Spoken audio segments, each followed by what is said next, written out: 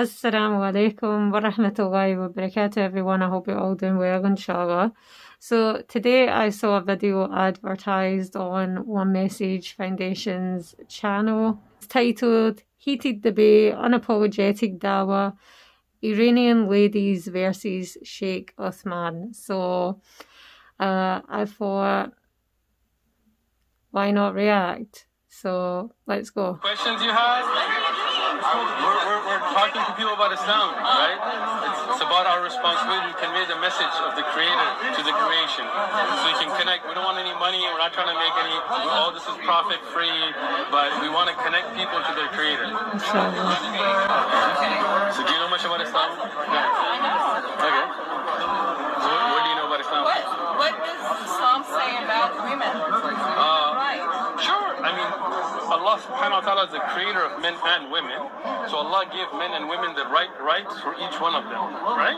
So for example, if you look at the right to inherit, if you look at the right to own businesses, run businesses, to learn, all of that is in the Quran, right?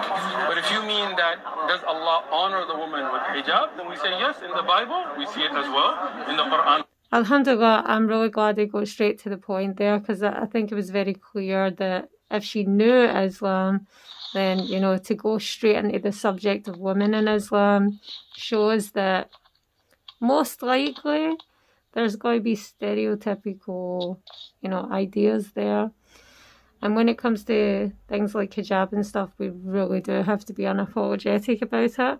So, yeah, let's go. I know that in Quran they say that the men can have four wives. Sure. Right? Okay. So is that right? Yeah, it's in the Quran. Then you can have 2, 3, or 4 if you can deal justly. If not, it's best to have one. How do you can treat justice to? So let me ask you an example, right? Like for example, in Iraq we had a war, right? Many of the men were killed, as you know, right? By the U.S. invasion and the death squad, the Shia death squads, and so on. So in that situation, you had many women that couldn't go out and get a job because there was no economy, right? How were they to support their children and so on? Would they become prostitutes? What should they do? They can work? They couldn't. I just told you, right? In a time of war where there's no economy, right? They just starve. They should get married? There you go. So what? But there are few men and many women. I think that's the thing when it comes to polygamy. There's a really scrape the surface level understanding of, you know, why it's there, why it exists, why Allah, you know, put that rule in there. Like there's a real hikmah behind it, and it's so much more than the assumption and the stereotype that comes with it. Like obviously we know that men desire women, so I don't want to take that out because that's an aspect of it. You know, we have to be just and fair. But it's not just in place solely for that. There's so many other reasons why it's there and, you know, why it's practiced. And if people are, you know, content on doing that, like, who are we to judge? You know, we have to remember that this was a ruling given by Allah subhanahu wa ta'ala. You know, we have to be humble, even if we don't want it for ourselves, you know. We have to remember that it's there for a reason. Alhamdulillah. Sure. Give money to but let's be realistic, right? How long are you going to be able to support an entire family until your own family starts saying, well, why are you spending on them when we got needs ourselves? Right? So in that situation, why not? In that situation, if there is nowadays, women doesn't need men to I don't know how I can tell you. They can do things as men can do. Anything? Anything. Really? Yeah. Like boxing? What? Can you put a woman with Mike Tyson in a boxing ring? Yes, of and course. How will that woman do against Mike Tyson? Yeah, they can do that. She doesn't need to fight against Mike Tyson. But you just said that you could. I mean, you said boxing, of course a woman can. No, with a male boxer. You said just like a man can.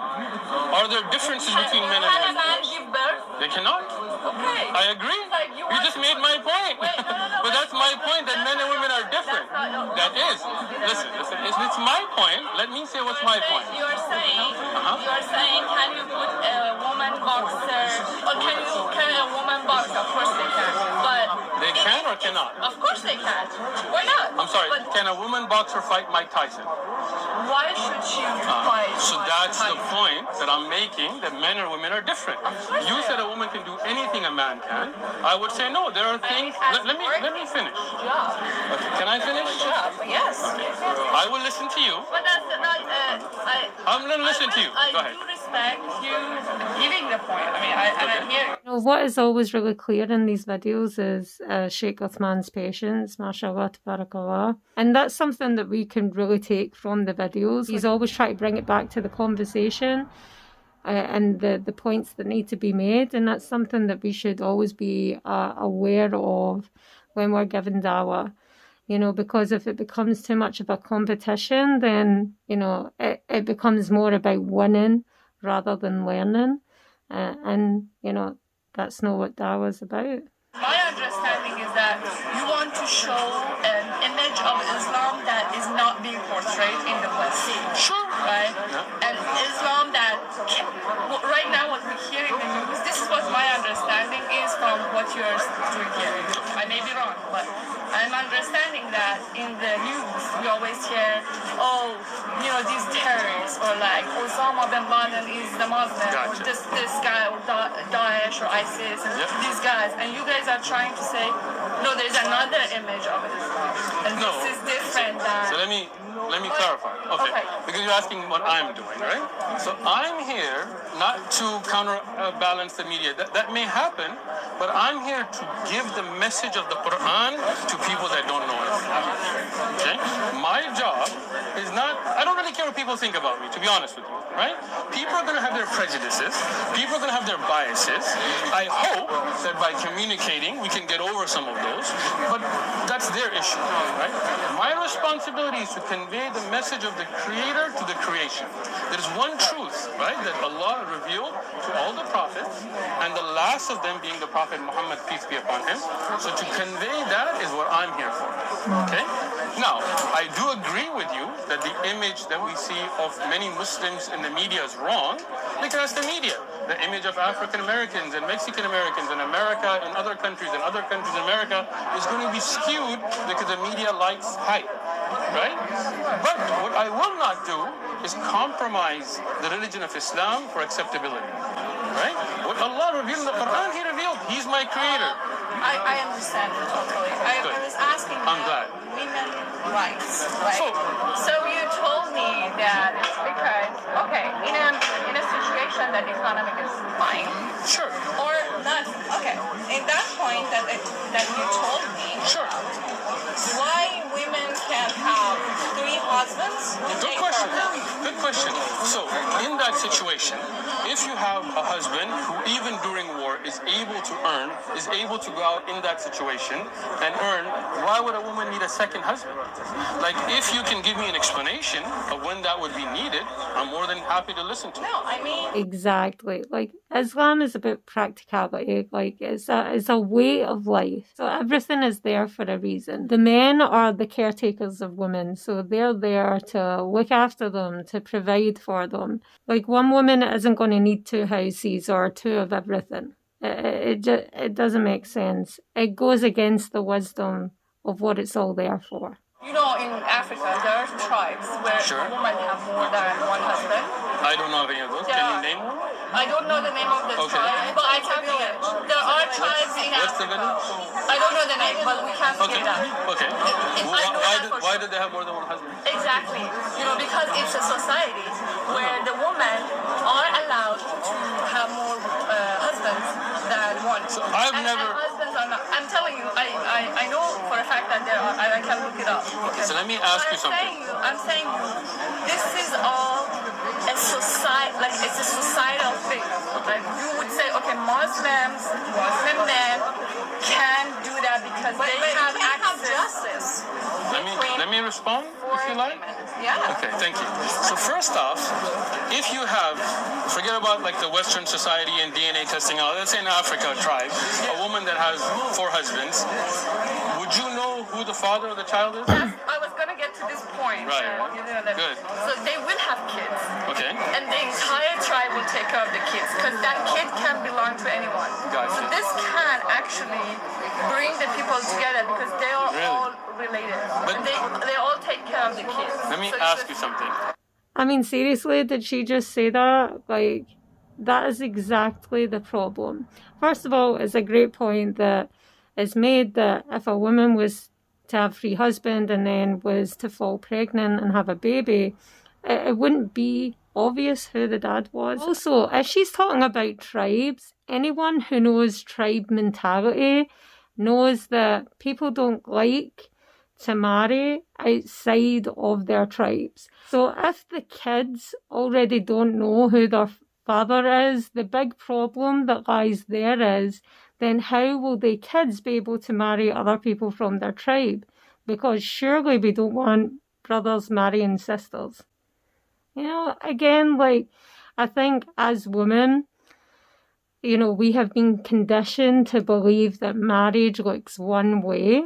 Yeah, we have to be humble. We have to be humble.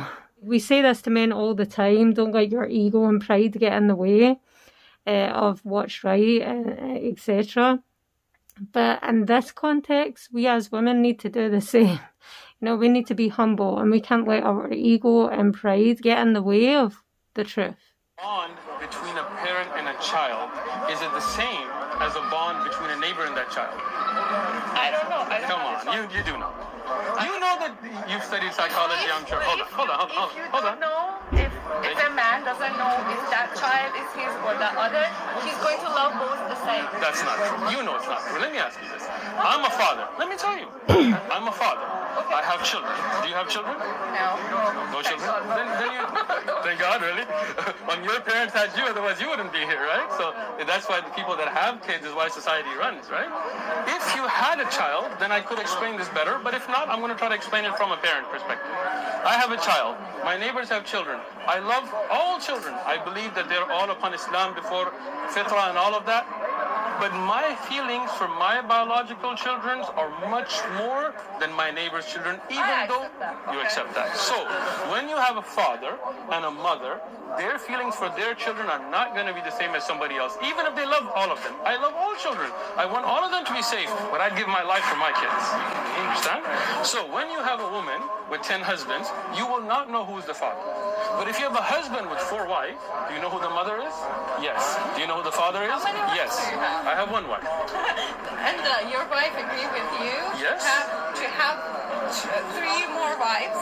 If there was a need for it, but I don't have a need for it. Yes. In America, can a man have 4 girlfriends? That's the thing. There should be one only. But do they? Men and women. Do they? I don't know. You don't know? You don't know if America people have more than 1 girlfriend? Come on. They may or may They not. may or may not? Do men in America have multiple girlfriends? Okay. I'm not with all men in America.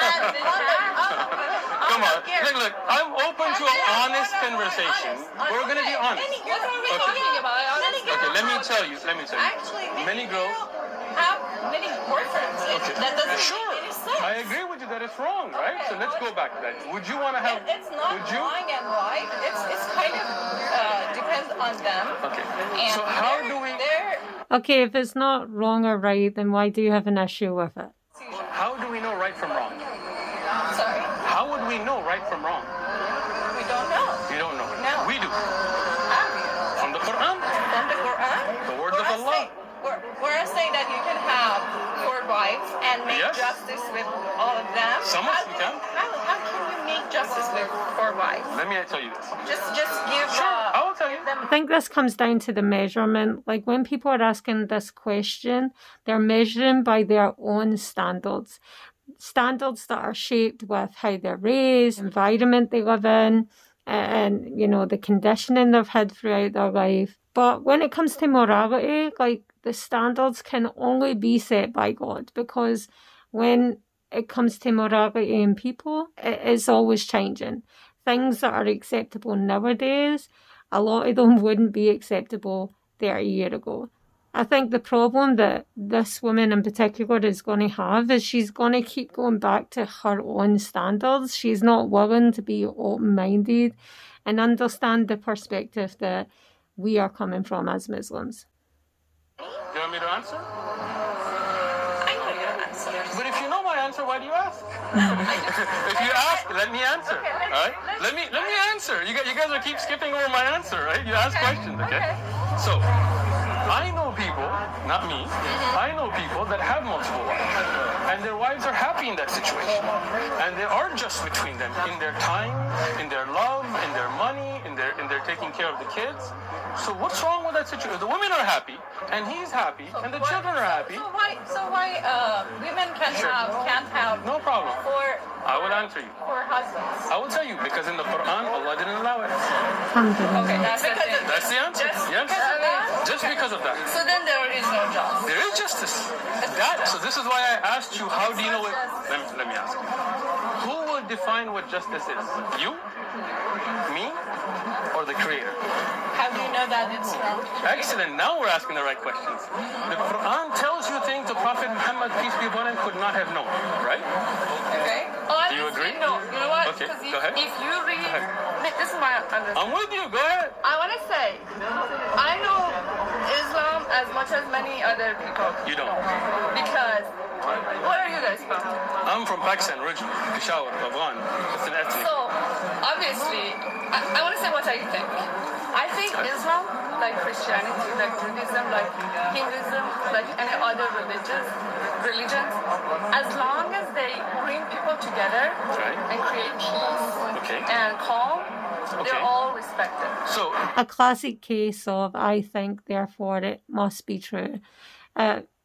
Again, this is about measuring everything by your own standards and not having a really open-minded conversation where you're asking to learn something. Just because you think something is right doesn't by default then make it true.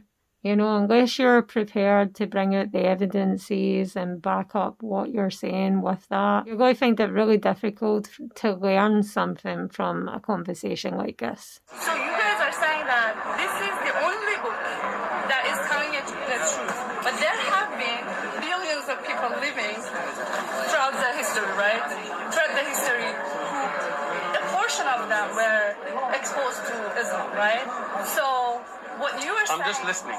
Okay, so I'm saying that as I pretty much respect all religions. It may not even be religion. It was spiritual, whatever. As long as it can bring you guys together. But unfortunately, Islam, like many other religions right now, that's not what they're doing. Gotcha.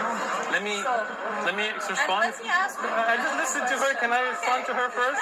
You guys have to have this conversation where you speak, I speak, you speak, I speak, okay? This is the Bible. Do you know about polygamy in the Bible?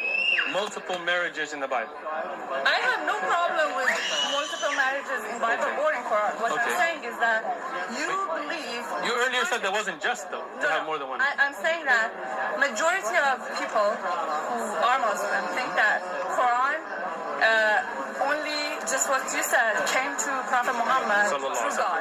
Okay? Yes, it's true. I'm saying that I don't think that's the case because before Quran in Bible and before Bible in Jewish book, I forgot the name. Torah. They had similar stories. So obviously Quran was influenced by that. And it was not. Let me explain how. I've read Prophet, Quran throughout the entire thing. Listen. So I know what you said. You may have read the Quran, but you didn't understand it. Oh, you understood it? Of course, I studied it. Alhamdulillah. Did you study it?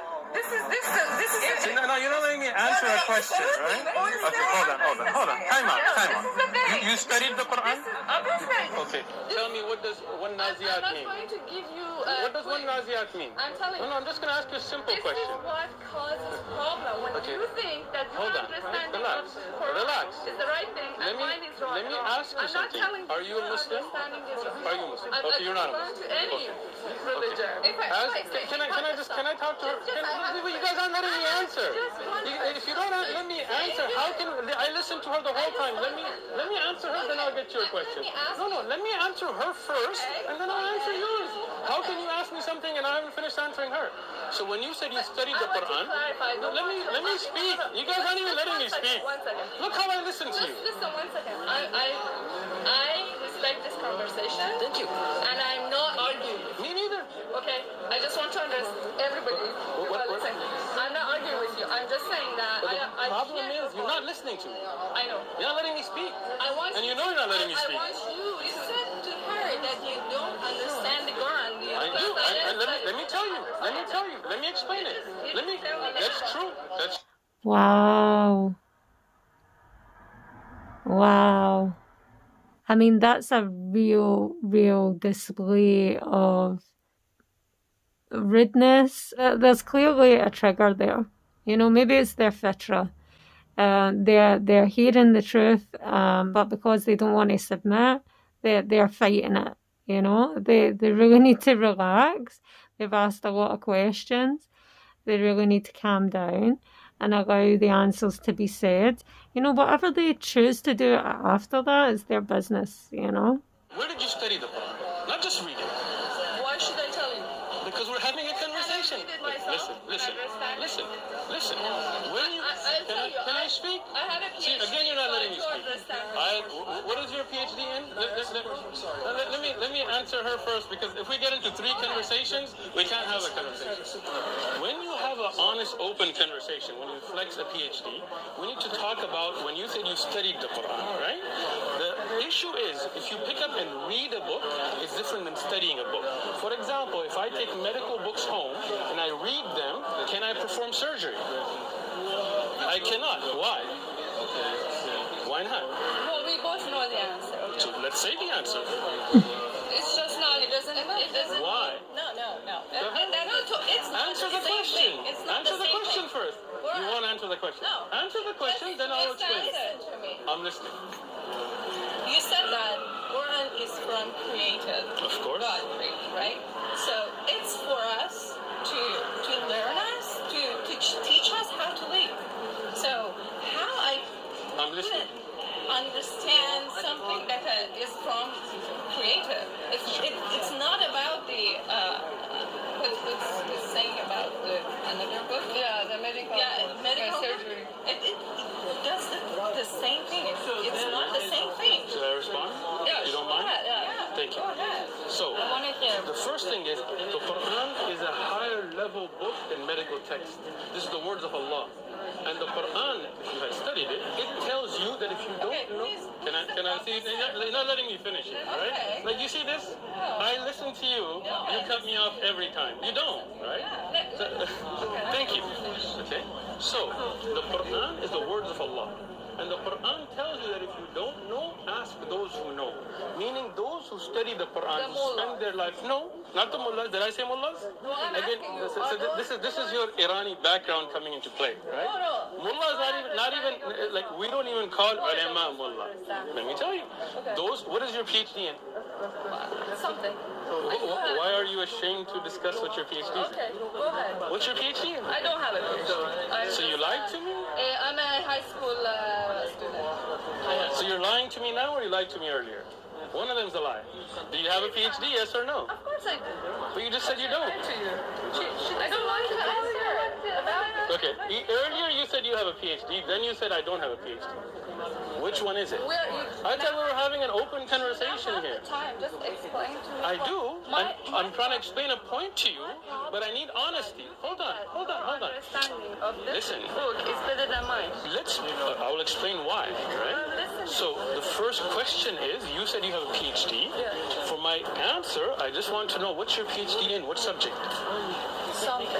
Something.